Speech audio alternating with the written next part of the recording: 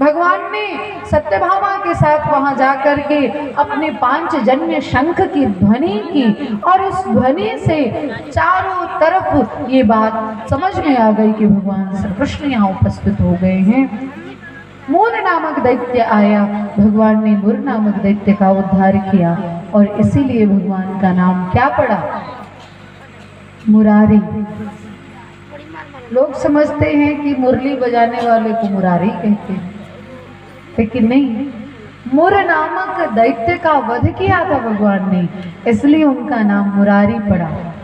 अरि कहते हैं शत्रु को, और मूर का जो अरि था, जो मुरारी था, वो कौन है? भगवान श्री कृष्ण हैं, जिन्होंने उसका वध किया। इस प्रकार से फिर भौमासुर का आगमन हुआ। भौमासुर आया और आकर के हंसने लगा कि ये देखो, अकेले आने में इसको डर लग रहा था, अपनी पत्नी को साथ में लेकर के आया है, हमसे युद्ध करने आया है। अब शब्द बोलने लगा जब तरह तरह से, तो सत्यभामा को बर्दाश्त नहीं हुआ। सत्यभामा ने कहा, अरे प्रभु ये क्या सुन रहे हैं, इसका मार क्यों नहीं देते हैं इसको? बस भगवान ने तुरंत सुदर्शन निकाला और वध कर दिया। लोगों ने कहा, भगवान जी प्रतीक्षा कर रहे थे क्या कि सत्यभामा बोले तब हम मारेंगे? तो हाँ, प्रभु प्रतीक्षा कर रहे थे। क्यों? कहा, ये भौमासुर भूमि का पुत्र है, और जब इसका जन्म हुआ ना, तो भूमि देवी ने भगवान से निवेदन किया, प्रभु आप इसका वध मत करिएगा। भगवान ने कहा, ये तो संभव ही नहीं। तब उन्होंने कहा कि जब तक मैं नहीं कहूंगी तब तक इसको मत मारिएगा। भगवान ने कहा ठीक है।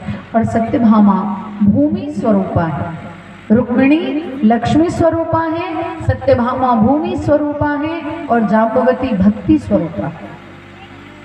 इसीलिए आज भगवान सत्यभामा को लेकर के आए थे, और जैसे ही सत्यभामा ने कहा इसको मार क्यों नहीं देते हैं, वैसे ही भगवान ने भौमासुर का उद्धार किया। बोलिए भक्त वत्सल भगवान की जय। और फिर भगवान ने 16,100 कन्याओं को वहाँ के कारागार से, वहाँ की जेल से निकाला, और उन कन्याओं को कहा कि अब आप सभी लोग अपने अपने घर जाइए, अपने अपने राज्य जाइए। तब उन कन्याओं ने कहा, प्रभु हम वर्षों से इस जेल में बंद हैं, दुनिया की बात क्या करें, हमारे घर वाले लोग ही हमको स्वीकार नहीं करेंगे, इसलिए अब हम कहाँ जाएंगे? आप तो शरणागत रक्षक हैं, आपने जैसे अन्न को अपने शरण में रखा है, आप तो द्वारिकाधीश हैं, आप हमको बचा लीजिए प्रभु। फिर कोई दूसरा भौमासुर नहीं होगा, ये कौन जानता है, इसलिए आपकी शरण में ही हम रहेंगे। भगवान ने देखा सत्यभामा की तरफ कि क्या करें। सत्यभामा ने कहा, प्रभु क्या करना है, लेकिन थोड़ा कुंडली उंडली मिला लीजिए, पर थोड़ा गन्ना मन्ना देख लीजिए। तो भगवान ने कहा, आपके साथ विवाह के समय कुंडली मिलाया गया था क्या? हाँ, आपके भाई को ले जाके हमने मणि दिया और मणि के साथ साथ आपको दे दिया, तो जब आपके विवाह में मेरी कुंडली नहीं मिलाई गई, तो ये सारे के सारे शरणागत हैं, इनको तो मेरे अलावा और कोई नहीं है, तो फिर मैं इनको कहाँ छोड़ूंगा। और फिर भगवान ने 16,100 गरुड़ बुलाए, उन सभी पर वो कन्याएं बैठती हैं, द्वारिका में उतरता है वो सब कुछ।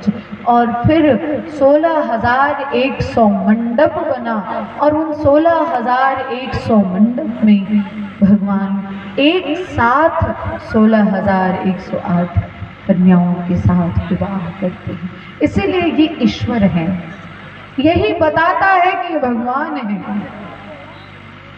और किसी के पास ये क्षमता नहीं है कि वो एक साथ एक ही शरीर से कई जगह उपस्थित हो जाए, परंतु भगवान ने अपना ऐश्वर्य दिखाया और 16,108 लड़कियों से अलग अलग मंडप में एक साथ, एक मुहूर्त, एक तिथि, एक बार में विवाह किया है।